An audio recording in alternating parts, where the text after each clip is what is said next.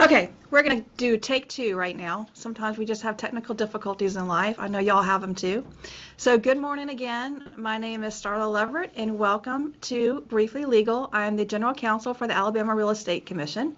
And as you all know, we've had some recent legislative developments that have introduced some new compliance requirements, revised disclosure obligations, and other changes.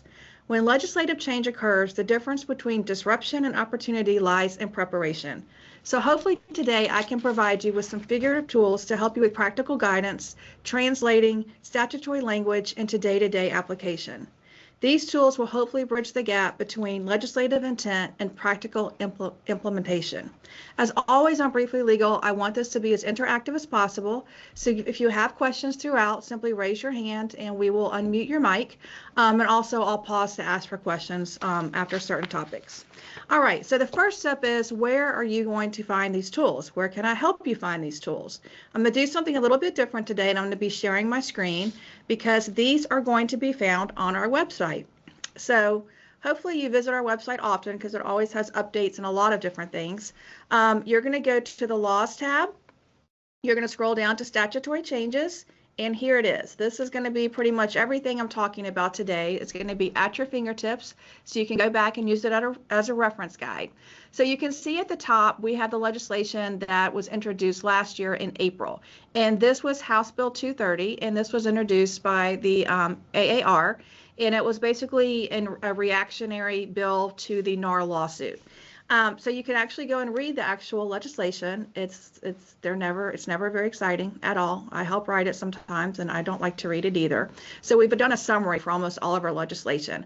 On this one, we didn't really do a summary, but we did this, and I want to share this with you because if I was a broker, I think this is an amazing tool to put in the toolkit of all your salespeople out there, because I know that now there's some changes on when you're supposed to, nothing's changed on when you're supposed to recad people, but we now have an additional document that you have to use when you're doing it.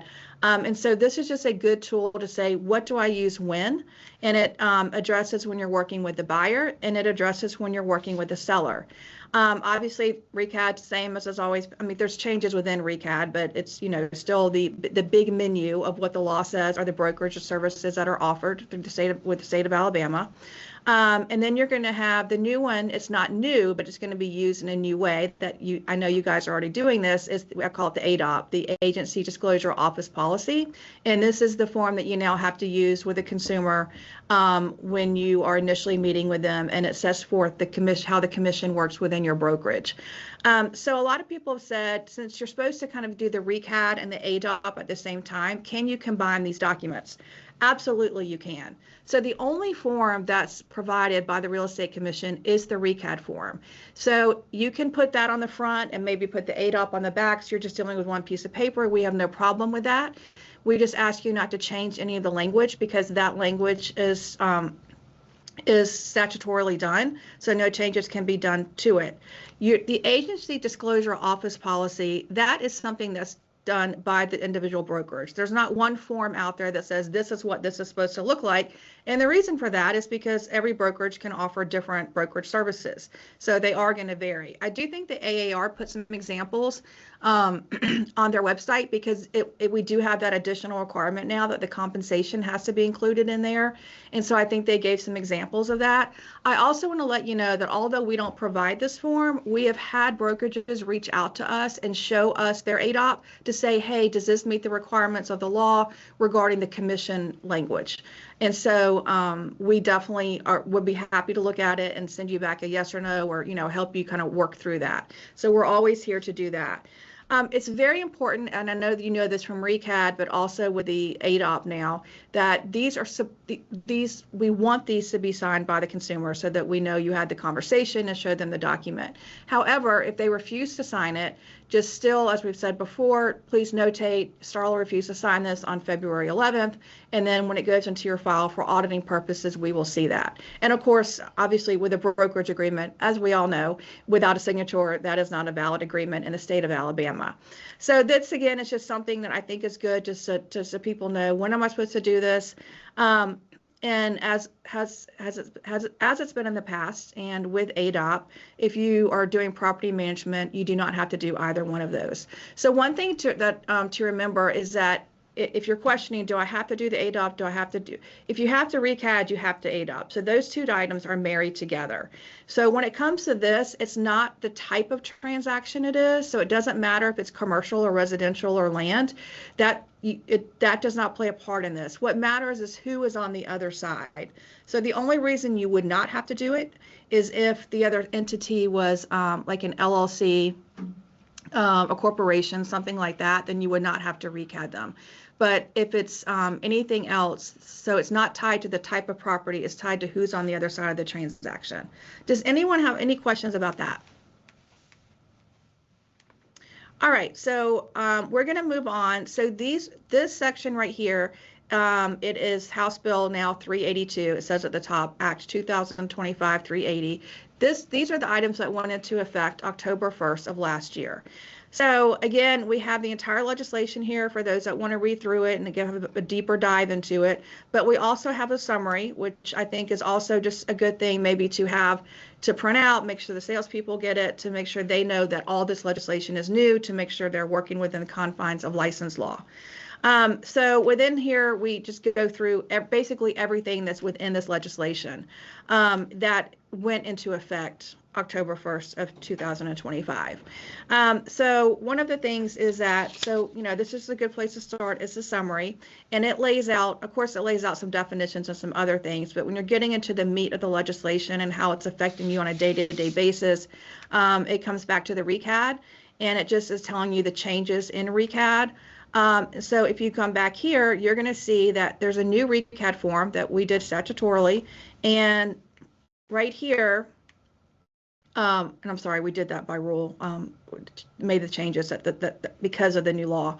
It is describing the different brokerage services that are now offered because of this new legislation. So obviously single agent has always been there, and dual agent is there now as well.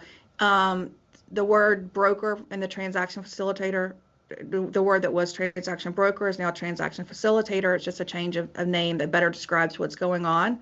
And then one of the biggest changes in recad is something called the designated single agent. I know you guys know about this, but I just want to stop for a minute, and then I'll point out another tool that's on here for you to as a reference guide for you. So designated single agency is when you have, I'm the buyer's agent. I know you really call the selling agent, but I refer to her as the buyer's agent.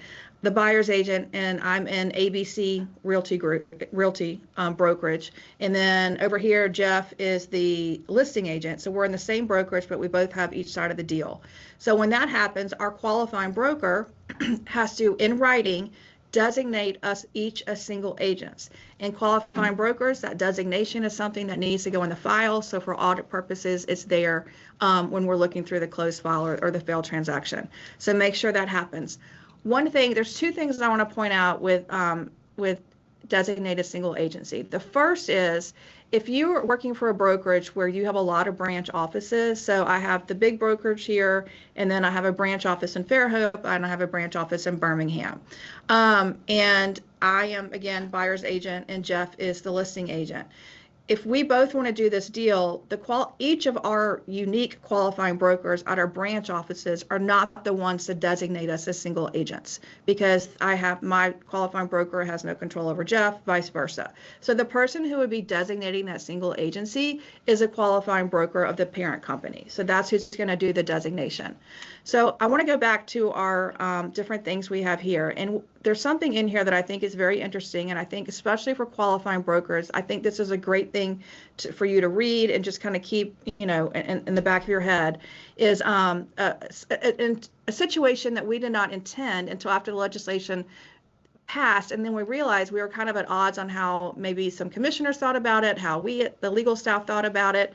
And so this is a white paper that was written by Zach Burr, and a white paper is just basically an opinion of the commission.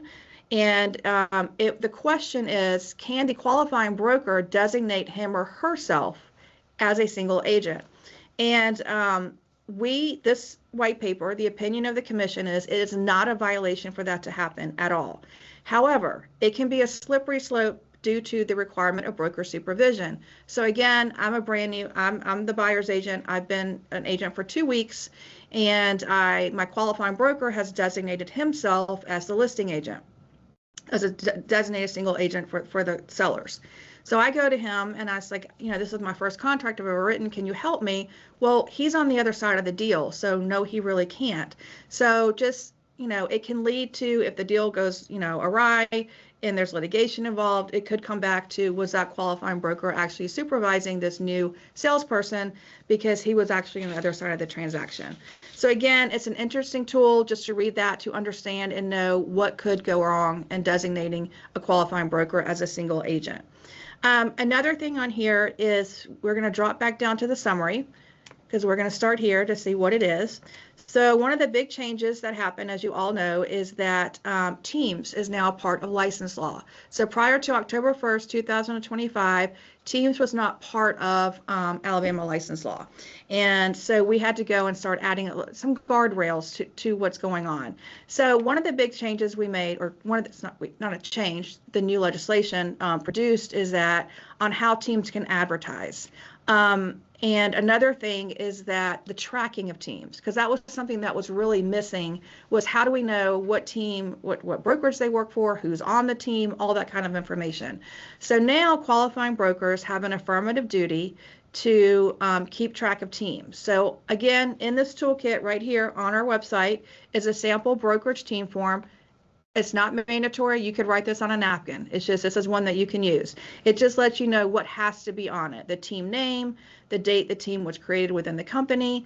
And then here you would have the team leader and designated by the qualifying broker, and then the names of the team members, and importantly, when they're added and when they are removed from the team. And this is important just because if a consumer complains and something that happened a year ago, we can go back and look who was on that team. This document, not this particular one, but however you want to design it for your brokerage, will be something that is looked for in an audit. So make sure that you have it in there. Does anyone have any questions so far? Alrighty, and speaking of audits, we also have in here a new office audit checklist, and this is incorporating some of the changes that have been made. For example, the ADOT that I talked about before now has to be in the files, the brokerage agreements, and the team, who's on which team, also has to be included. So again, I know there's an old one in this book, and I'm going to get you in 1 minute, tomorrow. Please remember that I love this book. I love books. I love paper. I love holding them, but this is out of date. It's antiquated because of all the different legislation, all the new rules that have gone into place in the last few years. So you cannot rely on this anymore. So in the back of this book, there is an office audit checklist that I know a lot of people use right here in the appendix. This is no good anymore, okay? We got to use the new one, which again is on this page for you. So make sure that you're not using this book to rely on, unfortunately. Okay, Tamara, you have a question. Yes, good morning. My question is, you kind of hit on it a little bit about a qualifying broker designating themselves as a single agent, but what about cases like I'm a solo agent slash broker. So what about instances where you find yourself maybe in a dual situation, and so there is no other person to be the designated representative? What do you say to that? Even though it may not be illegal, but is it a good idea? In that situation, we can refer back to our RECAD form, and you would be a dual agent. We used to call this consensual dual agency, and it's something that you are representing both parties. You need to get that in writing that you are. So you're just working you're working both sides of the deal, and it has to be with written informed consent of all parties. So that in your situation, you would just be considered a dual agent. Okay. Does that answer your question?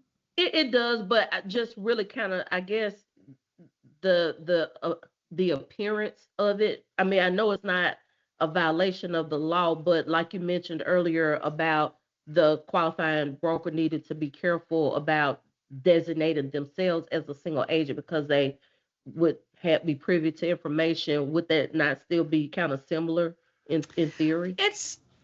It is a precarious situation. I will say that. I think it would be, I know for myself, it would be a very difficult situation to put myself in, but it is legal, like you said. It's, as long as everything's in writing, informed consent, there's nothing wrong with it.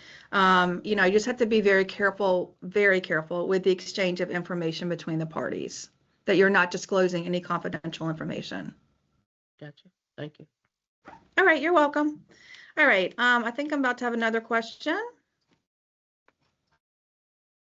from Candy.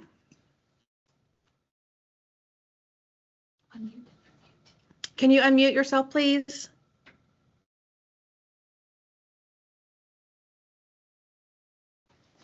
Are you there, Candy? Yeah, can you hear me now? I can hear you. Good morning. Okay, very good. Thank you. So building on Tamara's question, for that situation, could a person designate themselves or maintain a single agency with like the seller and then be a transaction facilitator for the buyer? Would that also be doable? Okay, very good. Yep, absolutely. Yep. Any other questions right now?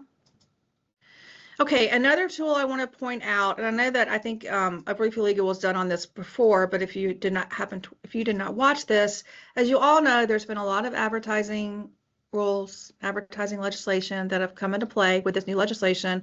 Not very popular. I'm aware of it. I get a lot of hate mail on it, but it's the basics of advertising, and this is a great tool, especially if you're the qualifying broker, that you can share with your brokerage. It's loading very slowly, sorry, but it's coming. As to with the new legislation that went into effect October 1st of 2025, how everyone should be advertising, including teams, because teams has some parameters on it that we're going to go into in just a moment. I'm not going to go through this, but I want you to know it's there. So, if you have a question, look at this first, and it goes through pretty much every platform there is out there, including billboard signs, and then onto where most of the transactions or transgressions happen, which is on social media. So you're going to be able to see on every Instagram, Facebook, X, all those. Actually, I'm not sure if X is on here, because here's a little secret. We can't look at X on our government computer. So I'm sorry, not X, TikTok, on TikTok. So all the others should be on here except for TikTok. So just use this as a guidance for your brokerage and for your salespeople to know what we're looking at as to what is right or wrong with advertising. And again, that's another great tool. You have that. You can use it all you want. And then with the other thing that's on here, if you look down at the bottom, next to the bottom is new rules that went into effect in 2025. And so just make sure, again, these are not going to be in here. So you want to refer back to this to make sure you know that you're in compliance with license law. And then we have some pending rules. These actually will go into effect on Saturday. So happy Valentine's Day with these. One of the ones I want to talk about is the advertising with teams. So in law now, so starting October 1st, 2025, a team name has to, first of all, the qualifying broker has to sign off on the advertisement that's being placed out there. And you have to include one member's name on the advertising that are part of the team. So if, myself and Jess are on a team, at least one of our names has to appear with our, with our ABC team name. Moving forward, and also in current legislation, you have to have the word team or group in that advertising. Starting Saturday, there's also going to be some things you cannot have. So what you have to have now is team or group in one of the team members' names. After Saturday, you cannot use terms that could be considered misleading to the public that implies that you're kind of your own brokerage, because that's what we were seeing a lot with team names. It looked like they're kind of their own brokerage. So you cannot use abbreviations for corporation, limited liability company, partnership, business, enterprise, or company. It's not limited to these, but those are the ones that are specifically you cannot use. And again, when you're thinking of, should I use that name or not, is it considered to be misleading to the public? Any questions about any of that or anything I've talked about so far? All right, so just remember, please, that this is here. So just pause, go to this page, read through it. We've tried to really, with the summaries, make it very straightforward as to what is different now for your world out there actually practicing real estate. And hopefully this has been helpful and something that you can pass along to other people in your brokerage that they can use. And if there are no other questions, thank you for joining us. I hope this has been informative. And our next Briefly Legal is going to be May 7th. And please remember that if you get any email or correspondence from us, that it might be important. So make sure you look at it, and any emails or anything else on our website. Our phone number is 334-242-5544. Our email is arec.alabama.gov. Our website is arec.alabama.gov. And we are on social media at Facebook, X, Instagram, and YouTube. And our social media handle for all those sites is at AREC.Alabama.gov. And we are going to be trying to produce some videos as well to keep up with this current legislation, so that it's, again, another tool you can go to say, how am I supposed to be doing this? All right, y'all have an amazing day.